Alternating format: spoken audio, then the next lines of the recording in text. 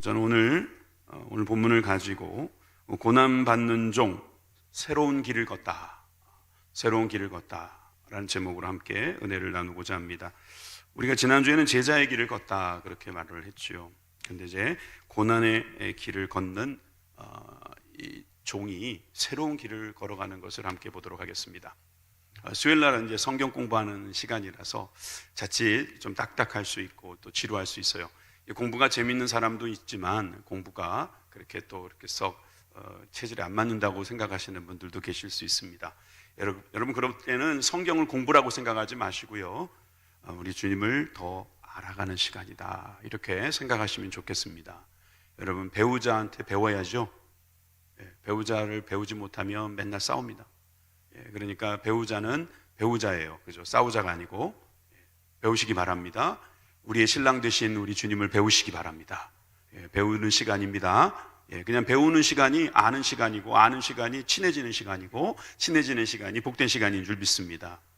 사실 세상의 소문은 참 어렵습니다. 우리 창림 목사님께서 다녀오신 그 통화왕국이 지금 그렇게 엄청난 고난 속에 있다는 것을 듣고 우리는 참 남의 일 같지가 않죠. 그저 기도할 뿐이고, 또 우리가 도울 수 있는 길이 있다면 좀 돕고 그럴 수밖에 없는데, 하나님께서 참으로 우리에게 은혜를 주셔야만 살 수 있음을 믿습니다. 너무 감사한 것은 그래도 우리가 이 시대 속에서 우리가 이 내용을 알잖아요. 바로 그러니까 함께 또 중보할 수도 있고, 그래서 우리가 함께 기도하면서 이 어려움을 극복해 나갈 수 있기를 바랍니다.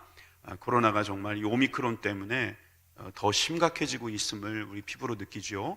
그렇지만 두려워하지 말고, 우리가 염려하지 말고, 또 예배는 그대로 우리가 잘 지킬 수 있도록 해주시기 바랍니다. 우리 아이들도 오늘 많이 왔어요. 제가 잠옷실을 보니까 아이들이 많이 있어요. 보실 필요는 없어요. 잠옷실에 아이들이 있는데 아이들이 정말 예배를 잘 드릴 수 있도록 우린 영유아부에서도 또 이렇게 여러 가지로 준비하고 있으니까, 이 TV를 시청하시는 분, 우리 예배를 함께 생방송으로 들으시는 분들은 예배 가운데 오셔서 함께 우리 아이들도 하나님의 말씀을 배우는 그런 은혜가 있기를 바랍니다. 아멘. 에스겔 1장 10절의 말씀을 여러분들이 읽은 적이 분명히 있을 겁니다. 성경을 일독하시거나 또 어떤 기회가 있으면 이 에스겔 1장 10절을 분명히 지나갈 텐데, 이 말씀이 무슨 뜻인가 하고 여러분들이 궁금했을 거예요. 한번 볼까요? 에스겔 1장 10절입니다.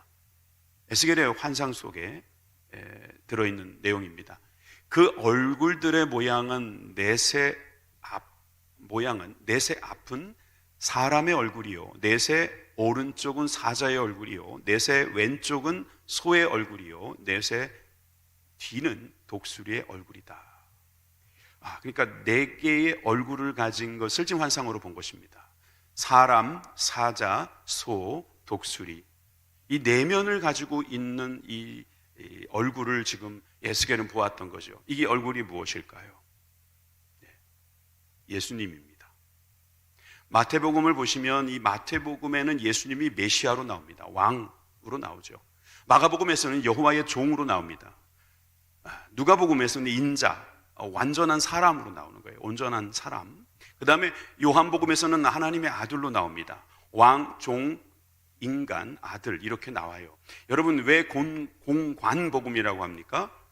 공통된 관점으로 본다라는 말이죠. 그렇지만 또 한편으로는 그 관점이 각각 왕, 종, 인자, 아들로 설명되어지고 있다는 거죠. 그런데 왕은 사자를 상징하고, 사자가 왕을 상징하겠죠. 소는 종을 상징하는 것이고, 사람은 인자를 상징하는 것이고, 아까 봤던 독수리는 하나님의 아들을 상징하는 것입니다. 그래서 사자, 소, 사람, 독수리, 이 네 가지 얼굴은 바로 예수님을 말씀하고 계시는 것이죠. 믿으시면 아멘 하십시다. 자, 마가복음에서 종이라고 하는 이 소로 상징되는 이야기를 우리가 지난주에 이어서 오늘도 우리가 보고 있는 거예요. 예수님은 종의 모습을 가지고 이 땅에 오셨습니다. 예수님은 왕이시기도 하지만 또 인자로 오셔서 우리를 대신해서 죽으시기도 하셨고, 하나님의 아들로서 또 그 사역을 이끌어 가시는, 하나님의 나라를 완성하시는 그 일을 하시기도 하셨지만, 여러분 오늘은 우리가 종을 보자는 거예요. 종. 근데 이 종이 어떤 종이냐면 바로 고난받는 종입니다.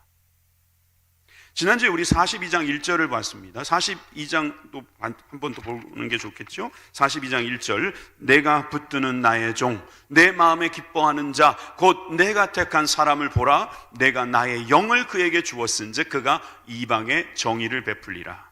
하나님의 고난받는 종이 주님이 기뻐하시는 분이고 택한 분인데, 이분은 주님의 영을 받아서 이방인에게 정의를 베푼다고 말하고 있습니다. 2절에서부터 4절까지의 말씀에도 보니까 그는 외치지 않고 목소리 높이지 않고 그 목소리를 거리에 들리지 않고 또 상한 갈대를 꺾지 않고 등불을 끄지 않고 진실로 정의를 실행하시고, 그는 쇠하지 아니하시며 낙담하지 아니하시며 사회에 세상에 정의를 세우시기에 이르리니 섬들이 그 교훈을 앙망하리로다. 이방인들에게도 이 정의가 이루러 나갈 수 있도록 만들어 주신다는 것이죠. 하나님의 의가 나타나도록 쓰임받는 종이라고 말씀하셨습니다. 뿐만 아니라 고난받는 종 예수님은 우리들에게 제자가 되라고 말씀하셨어요. 그런데 예수님도 아침마다 우리들에게 말씀을 주시면서 지금 우리들에게 말씀하시면서 예수님이 또 그런 종의 삶의 모습을 사셨던 것을 볼 수가 있죠. 이사야 50장 4절, 지난주에 111분의 우리 집사님들은 이 말씀을 받았으리라 믿습니다. 주 여호와께서 학자의 혀를 내게 주사 나로 곤고한 자를 말로 어떻게 도와줄 줄을 알게 하시고 아침마다 깨우치시되 나의 귀를 깨우치사 학자들 같이 알아듣게 하시도다. 학자의 혀와 학자의 귀를 가지고 사람들에게 알아듣게 하는 일을, 또 하나님의 말씀을 알아듣는 하나님의 제자들, 그것이 바로 고난받는 종의 모습이다 그랬어요.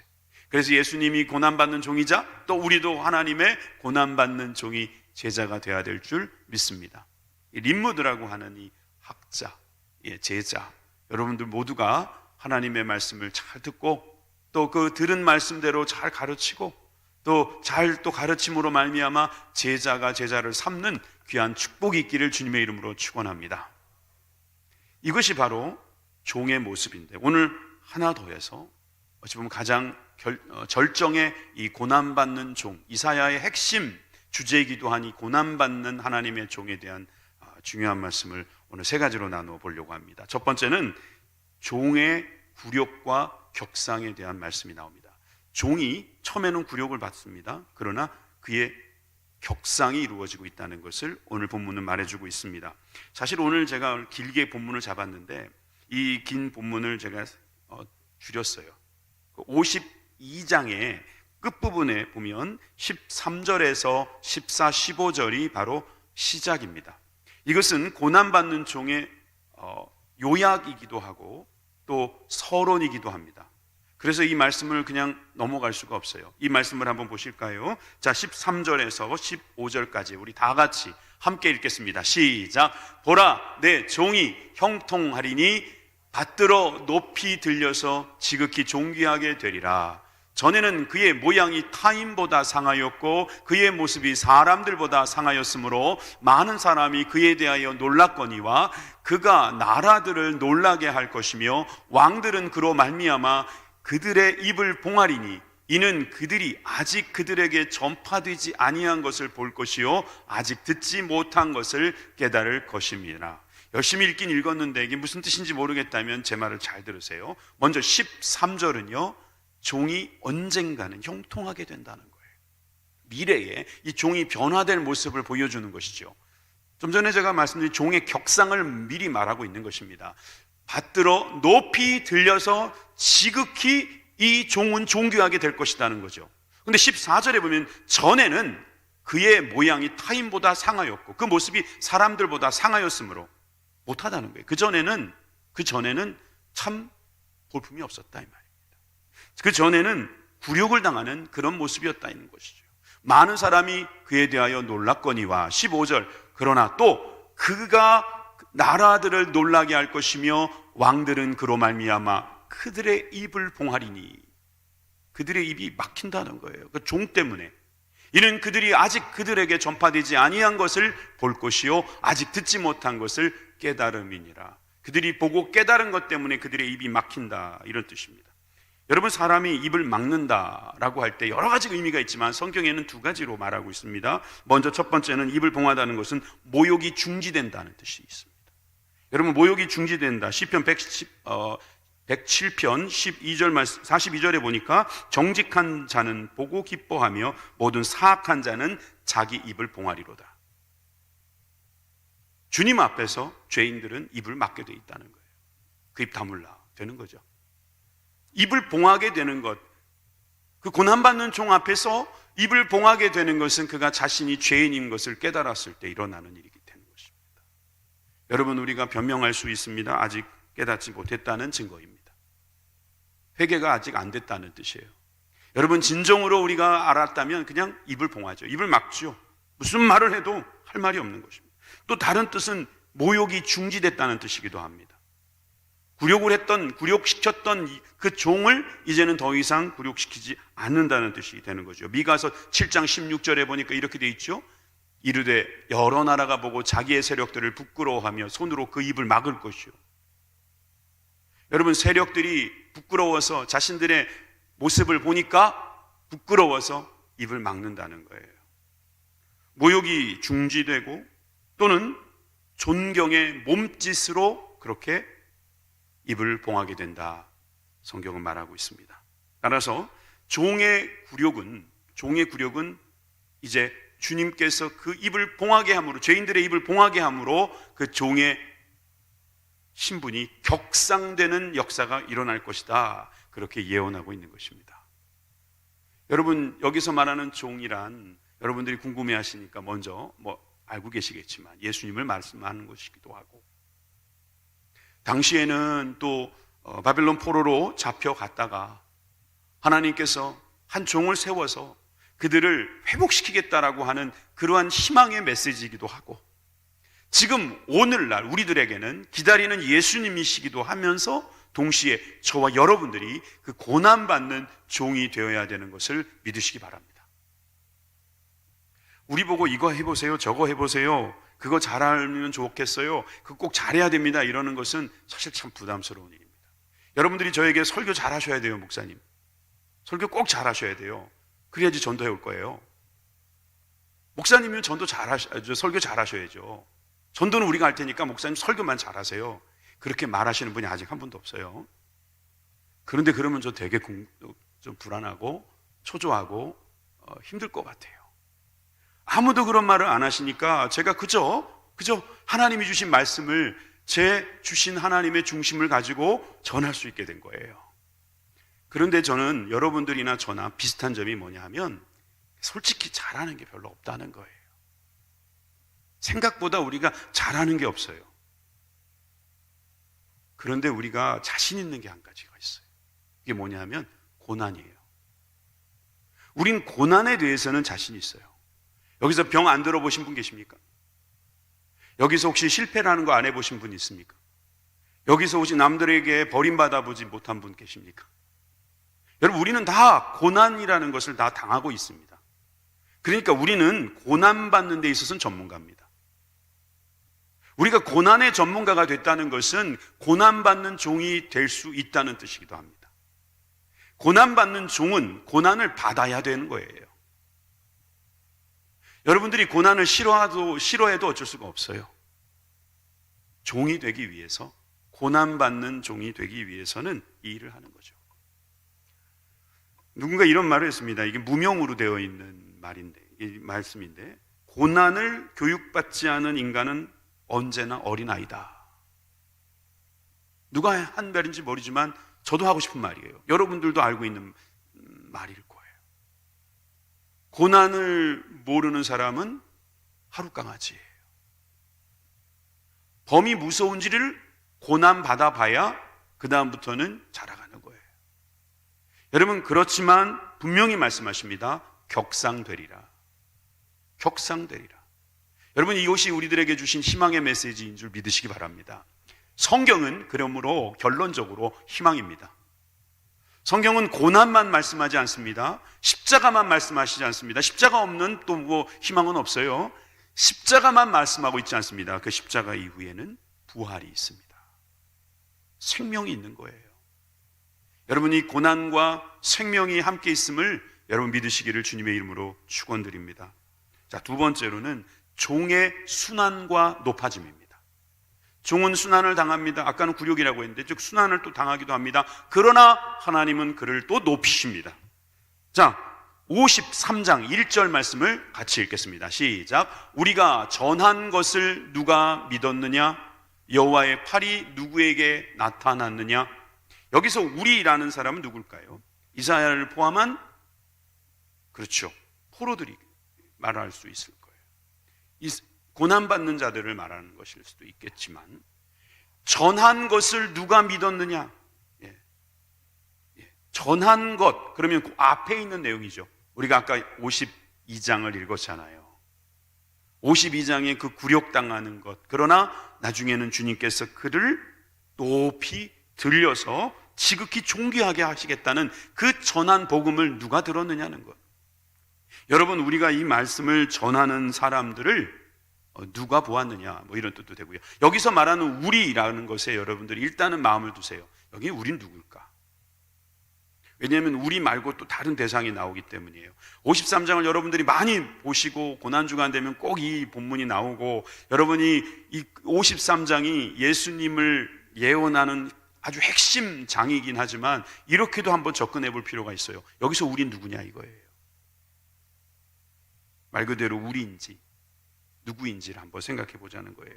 자, 2절부터 3절까지 제가 읽겠습니다. 그는 주 앞에서 자라나기를 연한 순 같고 마른 땅에서 나온 뿌리 같아서 고운 모양도 없고 풍채도 없은즉 우리가 보기에 흠모할 만한 아름다운 것이 없도다. 그는 멸시를 받아 사람들에게 버림받았으며 간고를 많이 겪었으며 질고를 아는 자라 마치 사람들이 그에게서 얼굴을 가리는 것 같이 멸시를 당하였고 우리도 그를 귀히 여기지 아니하였도다. 여러분, 이 종은 그라고 말하고 그라고 표현될 수 있겠어요. 우리가 있고 그가 있는 거예요. 그런데 여기서 말하는 그는 어떤 존재냐면은 연한 순 같고 마른 땅에서 나온 뿌리 같다. 한마디로 볼품없다 이 말이에요. 한마디로 형편없다는 것입니다. 그리고 우리가 보기에는 고운 모양도 없고 풍채도 없고 흠모할 만한 아름다운 것이 없다는 거예요. 얼마나 고난을 많이 받았기에 이렇게 아름다운 것이 없을까? 또 3절에 보니까 멸시를 받는다는 것입니다. 사람들에게 버림받으며 간고를 많이 겪고 질고를 아는 자라고 했어요. 여기에 간고라는 말이 있고 질고라는 말인데, 간고는 가난한 고통이라고 해석하면 돼요. 질고는 뭐냐 하면 병든 고통이에요. 그러니까 이 고난받는 종은요, 가난에도 처해보는 거예요. 이 고난받는 종은 병도 들어본 거예요. 만약에 이 고난받는 종이 예수님이라고 여러분들이 해석하신다면 예수님은 가난도 경험하신 분이에요.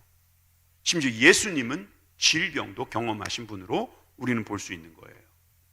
물론 우리가 생각하는 예수님의 그 질병이라는 것이 병에게 지는 질병이 아니라 예수님도 그 병을 경험하신 그 분명히 일이 있었을 것이다 우리가 생각할 수 있는 거예요. 왜? 질고를 아는 자라고 했으니까. 질병의 고통을 아는 자라고 했으니까.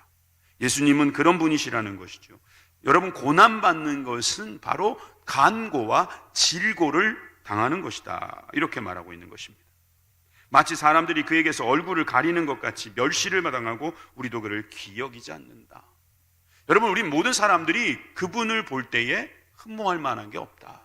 대단하지 않게 여긴다. 심지어 멸시한다. 멸시라는 말이 막 2번씩이나 나오잖아요. 전 그런 생각도 들어요. 만약에 예수님께서 지금 이 땅에 오셔서 예수님을 못 알아보는 사람도 많을 것이다. 물론 영광 중에 다시 오신 예수님은 당연히 잘 알아보시겠지만 초림의 예수님이 지금 오신다면 우리는 아마 몰라볼 거예요. 왜? 지금 여기 보니까 보암직하지 않거든. 아름답지 않거든. 도리어 우리가 예수님 믿기도 좋아요. 영화를 봐도 예수님 역을 맡은 사람은 제일 잘생겼어요.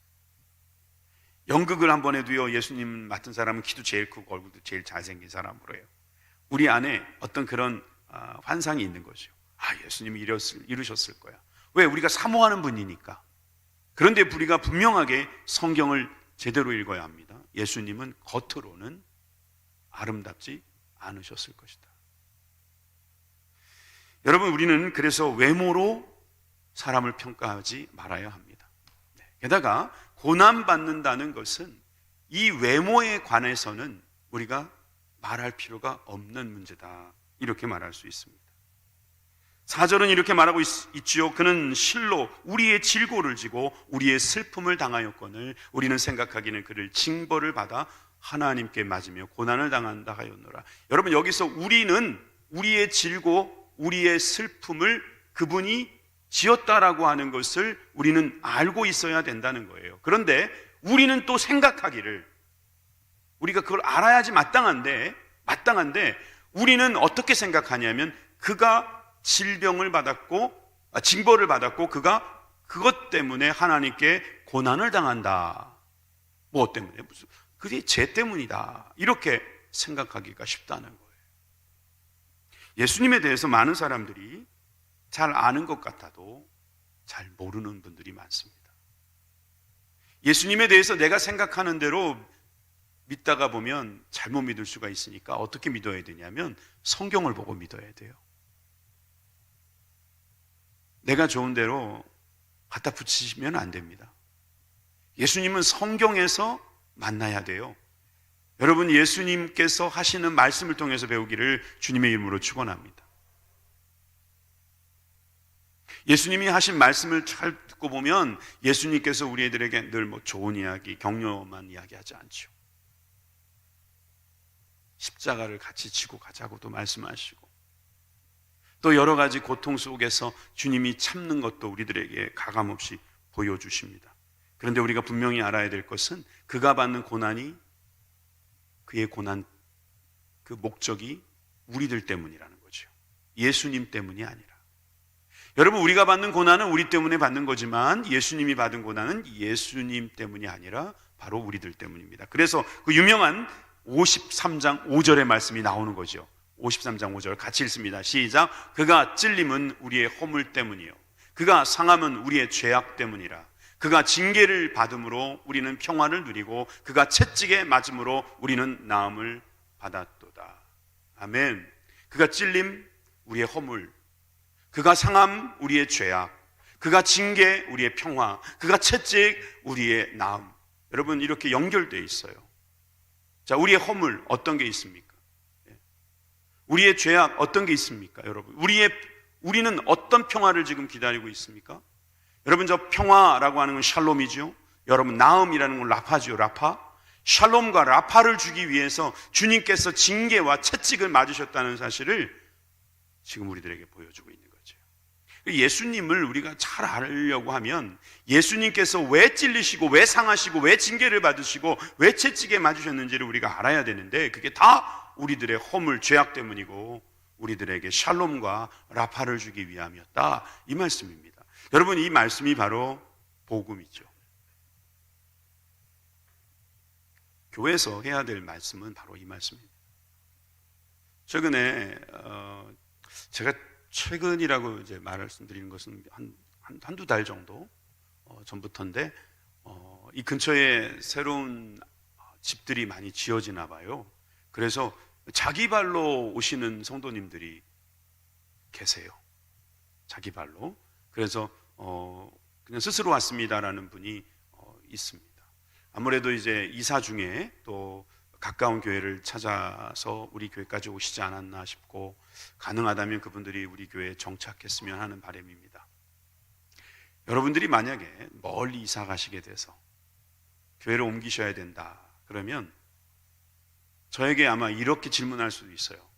실제로 그런 형제가 있어요. 지금 안성으로 이사가는 한 형제가 있는데 어떤 교회를 가면 좋을지 고민인데 기도 좀 해주세요, 그래요. 근데 그때는 저도 경황이 없어서 말을 못했는데 오늘 설교를 준비하다가 이 말을 해줘야겠구나 생각이 들어서 이 말을 듣고 있다면, 석호야 듣고 있다면 꼭 그렇게 해라. 여러분, 저는 여러분들이 그 설교를 들어볼 때 예수님 설교를 하는 교회가 좋은 설교 같아요. 설교에 말씀이 빠져있는 설교가 있겠습니까? 솔직히 저는 없을 거라고 보는데, 그리고 다른 목사님의 설교를 저는 비판할 자격이 없는 사람인데, 그런데 만약에 제가 사랑하는 사람이 그 목사님의 설교를 통해서 은혜를 받기를 원한다면 기왕이면 아니라 좀 반드시 하나님의 말씀으로 은혜 받기를 바랍니다. 그 목사님의 인격이 훌륭한 거 저도 알 것 같습니다. 그러나 그분하고 비교할 수 없는 분이 바로 예수님입니다. 그래서 예수님에 대하여 설교를 하는 그런 교회, 우리 교회가 되기를 원합니다. 우리 교회 딱 왔는데 저 목사님 말은 열심히 하는데 예수가 빠졌네. 예수님이 빠졌어요. 복음이 빠졌어. 은혜가 빠졌어. 이렇게 전 설교하지 않기를 간절히 소망합니다. 예수님이 있는 말씀, 복음이 있는 말씀, 여러분 예수님께서 우리들에게 하신 일을 우리가 매일매일 생각할 수 있다면 얼마나 참으로 기쁘고 감사할까요? 여러분 예수님께서 우리를 대신해서 하신 일은 허물과 죄악, 평화와 나음을 주기 위한 것임을 믿으시기 바랍니다. 종은 바로 이 일을 하신 거라는 거예요. 그래서 이 종이 한 일에 대해서는 우리가 한마디로 말해서 중보기도 했다고 말할 수 있어요. 중보했다는 말이죠. 여러분 중보에 대해서는 모세도 한 적이 있어요. 모세를 보세요. 출애굽기 32장 32절에 보니까 그러나 이제 그들의 죄를 사하시옵소서. 그렇지 아니하면 원하건대 주께서 기록하신 책에서 내 이름을 지워버려 주옵소서. 여러분 우리는 이렇게 중보하는 종이 있다는 사실을 깨닫습니다. 예수님은 그 중보자의 모습을 가지고 우리 가운데 계신 거예요. 우리들의 문제를 주님의 문제처럼 만드셔서 주님께서 그 문제를 해결하셨다는 거예요. 여러분 종의 고난은 바로 그것 때문에 생기는 것입니다. 우리는 다 양 같아서 그릇 행하여 각기 제 길로 갔습니다. 그러나 여호와께서는 우리의 모든 죄악을 그에게 담당시키셨다는 것입니다.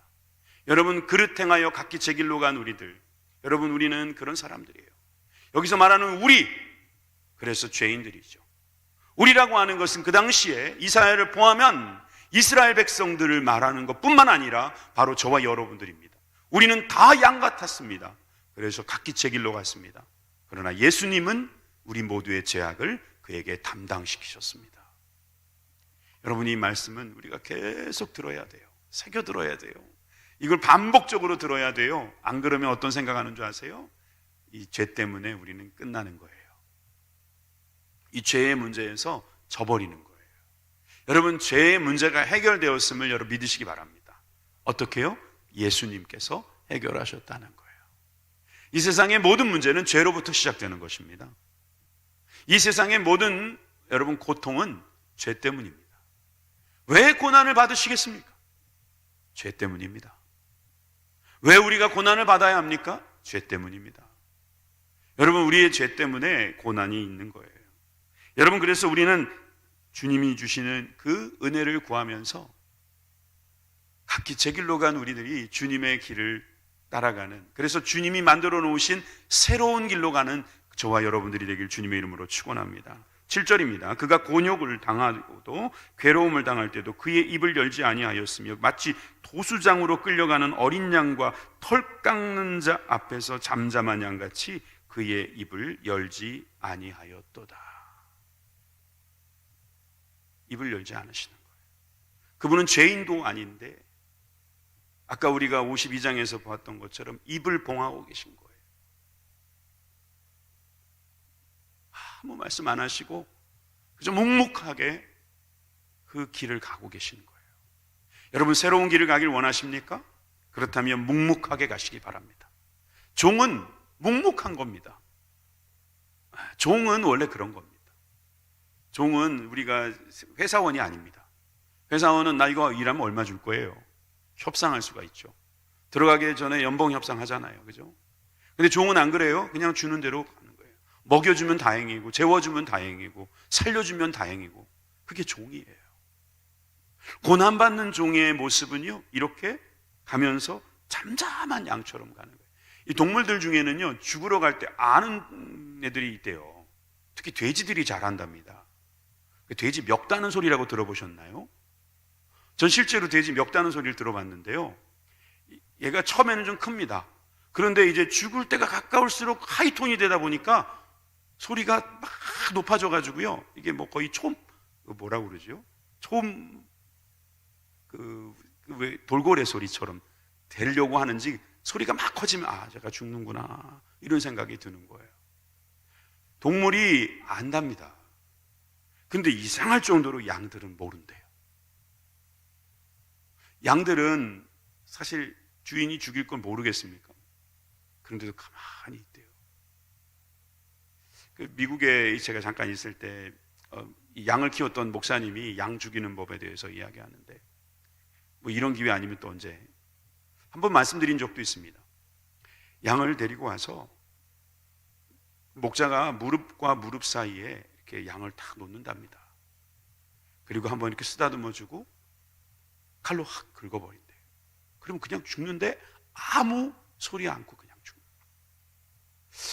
어찌 보면 양은 자기 운명을 알고 있는지도 몰라요.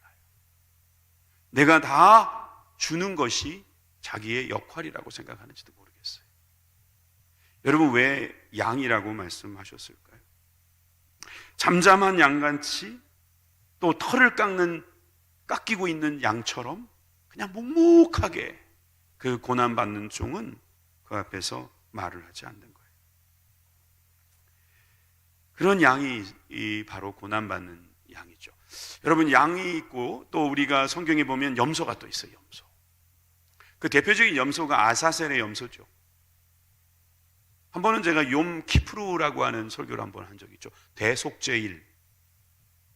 대속죄일이 있어요. 대속죄일은 그들의 종교력으로 1월이에요. 지금 우리는 1월이지만 종교력으로 1월이니까 그들이 시작하는 나팔절과 이 대속죄일이 같은 달에 있잖아요. 그래서 이 대속죄일을 통해서 그들은 죄를 깨끗이 사함을 받는 거죠. 레위기 16장 7절에 10절 말씀에 보면은 두 염소가 나옵니다. 이 두 염소 이야기를 하겠습니다. 회막문 여호와 앞에 두고 두 염소를 위하여 제비를 뽑되 한 제비는 여호와를 위하여 또 한 제비는 아사셀을 위하여 할지며 아론은, 그러니까 대제사장은 여호와를 위하여 제비 뽑은 염소는 속죄제로 드리고 두 염소 중에 하나는 속죄제로 죽는 거예요. 그리고 또 다른 한 염소는 아사셀을 위하여 제비 뽑은 염소는 산채로 여호와 앞에 두었다가 그것으로 속죄하고 아사셀을 위하여 광야로 보낼지니라. 그러니까 이제 이 두 번째 염소가 바로 아사셀의 염소라고 해요. 이 아사셀의 염소를 영어에서는 이스케이프 고트라고 해요. 그래서 이게 그 아사셀이라고 하는 표현이 안 나오는데, 아사셀이 왜 아사셀이 되었나 뭐 여러 가지 기원이 있습니다만은 에즈와 아잘, 에즈라는 말은 염소고 아잘이라는 말은 버림이라는 뜻이에요. 뭐 다 보여줘 버렸네. 순차적으로 보여주려고 그랬는데, 자, 제사장이 저렇게 염소 두 마리를 정하는 거예요. 그리고 그 중에 두 마리 다 안수를 해주고요. 그 중에 한 마리는 속죄제로 드리고 다른 한 마리는 어디로 가는 것 같습니까? 광야로 가는 거예요. 그리고 광야에 가서 버려버리는 거예요. 버린다라는 말은 절벽에서 던져버린다는 뜻도 있어요. 이 아사셀이 도대체 뭐냐? 이 아사셀의 뜻을 우리가 좀 더 알고 싶지만 알 수 있는 방법이 별로 없어요. 그런데 이 아사셀의 염소가 무엇을 상징하는지는 알아요. 바로 예수님이죠. 예수님께서 바로 아사셀의 염소가 되셔서 우리의 모든 죄를 지고 죽으시는 거예요. 그래서 이 광야로 던져진 염소는 죽어서 끝나는 거예요. 거기서 돌아오지 못해요. 우리의 죄가 아주 멀리 던져지고 돌아오지 않는 거예요. 그래서 대속죄일에는 이 두 염소를 죽이는 일을 하는 거예요. 그런데 이 죽인다 끔찍하고 참 이렇게 보면 생각하고 싶지 않지만 바로 죄가 그렇다는 거예요. 우리의 죄는 이렇게 용서받을 수밖에 없어요. 그 정도로 우리의 죄가 크다는 것이겠죠. 여러분, 우리의 죄의 문제를 해결하기 위해서 고난받는 종이 필요한 것입니다. 8절에 보면 그는 곤욕과 신문을 당하고 끌려갔으나, 이런 표현이 있죠. 재판을 받았다, 이런 뜻입니다. 예수님은 고난받는 종으로 이 땅에 오셔서 재판을 받으세요. 말도 안 되는 재판이긴 하지만 재판을 받으시고, 그 세대 중에 누가 생각하기를 그가 살아있는 자들의 땅에서 끊어짐은 마땅히 형벌받을 내 백성의 허물 때문이라 하였으리요. 여러분, 살아있는 자들의 땅, 지금 우리가 살고 있는 땅을 말하는 거죠. 여기서 죽으시는 이유는 마땅히 형벌받을 내 백성의 허물 때문이라 하였으리요. 여러분, 이것이 바로 고난받는 자의 모습입니다. 그 재판을 통해서 이루어지는 결론은 바로 모든 죄를 지시고 십자가에 죽으시는 예수님의 그 종의 모습이라고 성경은 말하고 있는 것입니다. 이것이 바로 8절에서 예수님을 예언하고 있는 말씀이라고 할 수 있죠. 그러므로 9절에 가보면 그는 강포를 행하지 아니하였고, 그렇죠, 예수님은 강포를 행한 적이 없어요. 그의 입에는 거짓이 없었으나 그의 무덤이 악인들과 함께 있었으며 그가 죽은 후에는 부자와 함께 있었도다.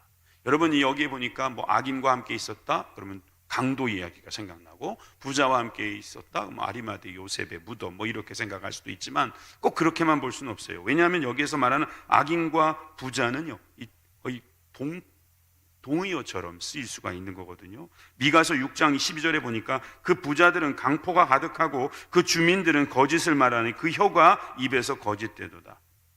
꼭 그런 건 아니지만 이 성경에는 부자들이 악인으로 많이 나와요. 오늘날 꼭 그렇게 적용하면 안 되지만 성경에 그렇게 많이 나올 때가 있어요. 그렇게 악인들 가운데서 주님이 죽으시는 그런 수욕을 당하시는 거죠.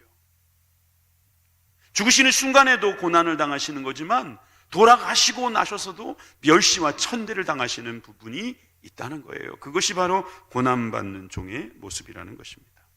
여러분, 이사야 53장 말씀을 지금 우리가 배우고 있습니다. 53장 10절에서 11절 말씀에는 이렇게 또 말씀하고 있습니다. 여호와께서 그에게 상함을 받게 하시기를 원하사. 이것은 분명히 하나님께서 일부러 하신 일입니다. 예수님께서 홧김에 올라갔다는 그 신학자의 말은 그러므로 틀린 이야기입니다. 왜 이 말씀을 모르고 그런 헛소리를 하는지 모르겠어요. 보세요, 여호와께서 그에게 상함을 받게 하신 거예요. 그래서 질고를 당하게 하신 거예요. 그의 영혼을 속건 제물, 여러분, 속건 제물이라는 것은 배상하는 거예요. 배상. 우리의 죄를 배상하신 거예요. 뭐로요? 예수님의 몸으로 배상하신 거죠. 그래서 그의 씨를 보게 되고, 그가 씨를 보게 된다. 여러분, 그의 씨를 보게 된다. 한 번만 더 눌러봐요. 스페이스바를. 그가 씨를 본다는 것은 예수님께서 보신다는 거겠죠. 예수님께서 다음 세대에 이어질 후손들을 보게 되실 거라는 거죠. 그의 날이 길 것이라는 거예요. 또 그의 손으로 여호와께서 기뻐하신 뜻을 성취하게 될 거라는 거죠. 주님께서 속건제물로 드려짐으로 말미암아 많은 후손들이 계속해서 길게 영원이라는 것을 말할 수 있겠고, 또 기뻐하시는 뜻이 성취되는, 주님의 구원 사역이 성취되는 것을 이야기할 수 있습니다. 또한 11절에 보면은 그가 자기의 영혼을 수고한 것을 보고 만족하게 될 것이다. 이렇게 되는 거예요. 자, 그러면 여러분, 53장의 이 고난받는 종의 마무리는 너무나 영광스럽게 끝나는 거예요. 너무나 영광스러운 거죠. 한 알의 밀이 땅에 떨어져 열매를 맺은 거죠. 요한복음 12장 24절의 말씀에 보니까 그가 내가 진실로 진실로 너희에게 이르노니 한 알의 밀이 땅에 떨어져 죽지 아니하면 한 알 그대로 있고 죽으면 많은 열매를 맺느니라. 예수님께서 열매가 되어주신다는 겁니다.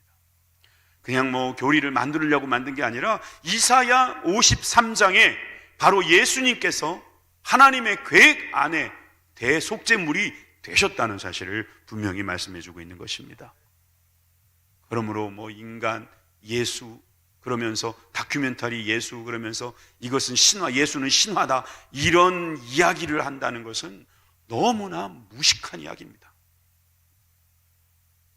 아니, 분명히 이사야가 이렇게 예언을 했으면 그 예언의 말씀이 분명히 예수님이 태어나시기 이 땅에 오시기 전에 훨씬 이전에 이루어진 예언이라면 그 예언을 성취하시는 예수님을 보면서 그렇구나, 하나님의 말씀이 이루어졌구나, 이렇게 믿는 사람들의 믿음을 존중해야지.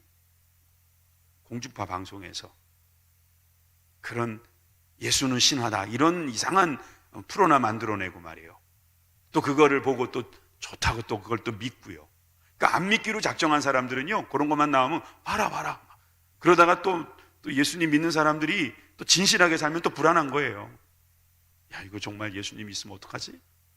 못하러 그렇게 살아요. 그냥 믿어버리지. 안 믿는 것도요, 대단한 믿음입니다. 안 믿는 것도 대단한 결정이에요. 그래서 많이 존중하려고들 그러는 것 같아요. 그게 근데 말장난이죠. 죽으러 결정하는 사람을 존중한다고요? 죽기로 작정한 사람을, 그 의견을 존중한다 그러면 어떡해요? 죽으려고 하면 죽지 말라고 그래야지요.